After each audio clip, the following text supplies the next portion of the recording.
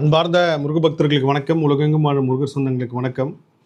இந்த காணொளி எது சம்மந்தமானதுன்னா, என்னோடய இமயமலை பயணம் சார்ந்த முழு விளக்க காணொளி. இந்த முழு விளக்கத்துலேயும் ஒரு சில விஷயங்கள் மட்டும் இந்த காணொலியில் நான் பதிவு செய்கிறேன். அதுக்கப்புறம் நேர்காணல் இன்னும் ரொம்ப பெருசாக சொல்கிறேன்.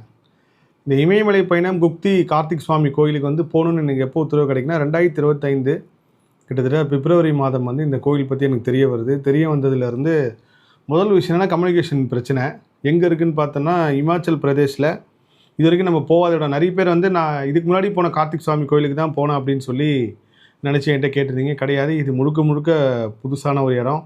அதை தாண்டி என்னோடய இமயமலை பயணத்தில் எப்போ போனாலுமே ஒரு பெரிய ட்ராஜடி ஆகி நான் மீண்டும் பொழைச்சி வந்தேன், உயிர் பொழைச்சி வந்தேன் அப்படின்னு சொல்கிறதே ஒரு விஷயமா இருக்குது. அது மாதிரி எதுவுமே இருக்கக்கூடாது அப்படின்னு ரொம்ப கான்ஷியஸாக, ரொம்ப கவனத்தோடு இது எல்லா விஷயத்தையும் நம்ம ப்ரிப்பேர் ஆகி போனோம். எந்த இடத்துலையுமே நம்ம ஸ்ட்ரகிள் ஆகி அந்த ஸ்ட்ரகிளில் பட்டோம் அப்படின்னு சொல்லக்கூடாதுன்றது தான் என்னோடய எண்ணமே.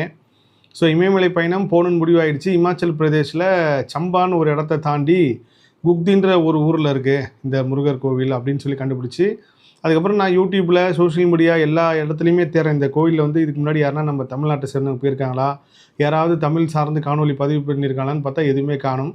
ஒரு சில காணொலிகள் மட்டும்தான் யூடியூப்பில் இருக்குது. மற்ற எல்லாமே இன்ஸ்டாகிராம் பேஜில் அந்த கோயில் சார்ந்த நிறைய பேஜ்லாம் வச்சுருக்காங்க. குப்தி வாசி டெம்பிள், குப்தி டெம்பிள் அப்படின்னு சொல்லி.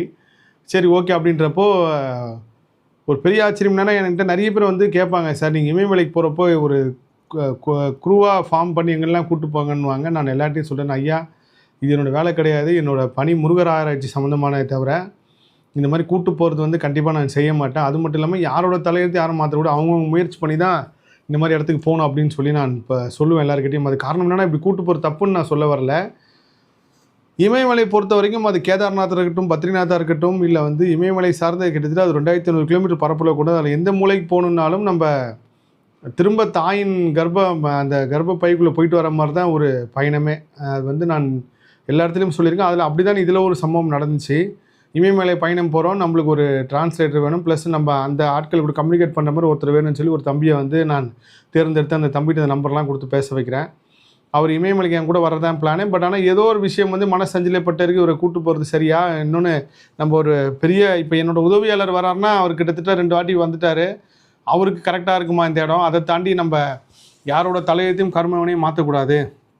அதில் இந்த தம்பி எப்படி வருவாருன்னு சொல்லி அதுக்கப்புறம் நானும் பேசி கிட்டத்தட்ட சென்ற வருடம் 2025 ஆகஸ்ட் மாதத்துலேருந்து இந்த பயணம் பேசிக்கிட்டே இருக்கோம்.